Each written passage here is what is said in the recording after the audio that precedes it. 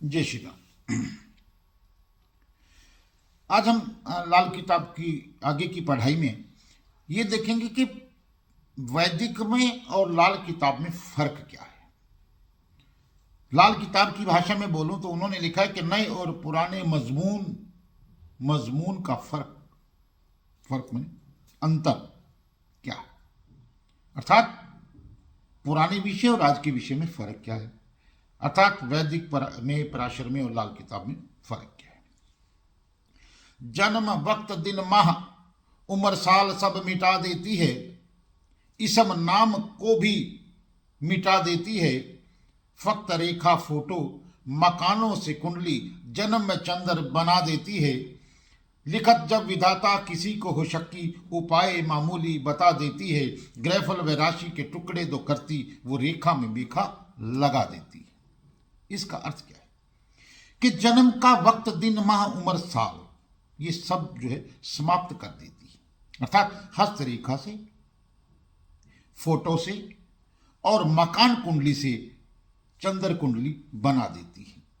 लिखत जब विधाता की हो कोई शक्की, अर्थात जब हमारे भाग्य में कहीं शक का हिस्सा आ जाए या जन्म कुंडली में कहीं शक की गुंजाइश हो जाए तो उसके एक मामूली उपाय बता करके उसकी समस्याओं का समाधान कर देती है ये लाल किताब। ग्रहफल राशि के टुकड़े जो करती या रेखा में मेखा लगा देती है।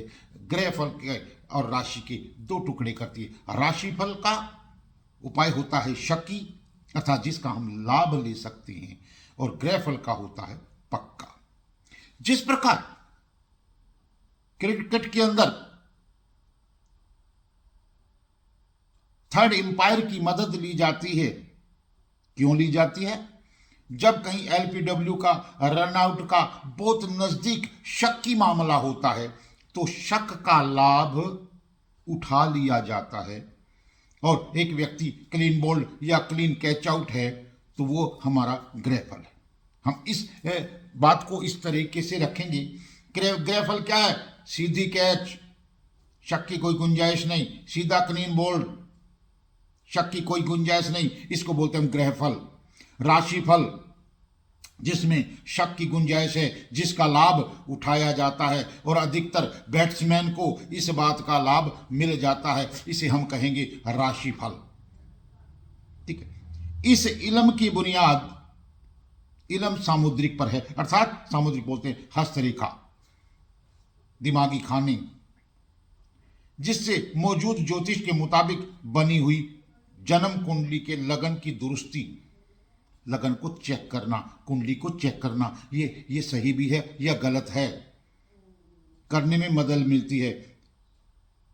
पुराने समय में शनिदेव का 2.5 साला मंदी चाल के 3 बड़े चक्कर, अर्थात शनि की 67, ढैया के 3 पीस, 2.5 साल के, 7.5 साल की, 67 की फिक्र माननी पड़े तो उस लाल किताबी मजमून विषय की बुनियाद पर शनि के मंदी घटनाएं, मसलन सांप का काटना, भैंस का गुम हो जाना, मकानों का गिरना, आंखों की नजर कमजोर हो जाना, चाचों के साथ दुर्घटनाएं, खराबियां, मशीनों की बर्बादी, मशीनों का खराब होना, नुकसान होना, चोरी होना, क्योंकि सूरज की अंतर्दशा या शनि की 67 की चल रही ख्याल की बजाय ठोस मजबूत बातों का जिक्र किया गया है, पक्की घटनाओं का जिक्र किया गया है, छोटी मोटी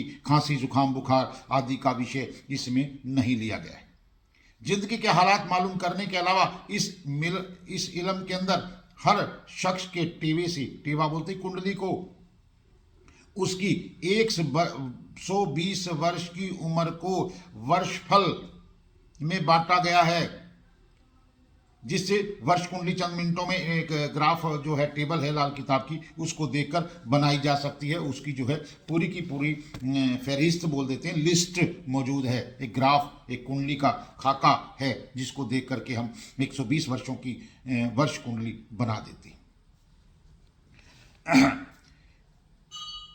यह विषय बहुत लंबा चौड़ा होने की वजह से सिर्फ मुख्य घटनाओं का जिक्र होता है, जो पक्की बातें होती हैं। मैंने कहा ना, छोटी मोटी बातों को नहीं गिना गया है। खांसी जुकाम बुखार आदि की तरफ ना ध्यान देकर के तपेदिक मृगी अधरंग इंसान के साथ होने वाली घटनाओं का बयान किया गया है, क्योंकि दरमियानी शक की जवाब को दूर करने की हर पर्यंत कोशिश की गई। अब पुराने ज्योतिष में अगर राहु जन्म कुंडली के पहले घरों में हो तो केतु उससे खाना नंबर 7 यानी कि उससे 7वें स्थान पर होगा, सप्तम भाव में होगा। हमेशा ही फिक्स है, राहु केतु एक दूसरे से 7वें स्थान पर आते हैं। बुध भी सूरज के आगे पीछे नजदीक चलता रहता है वैदिक ज्योतिष में।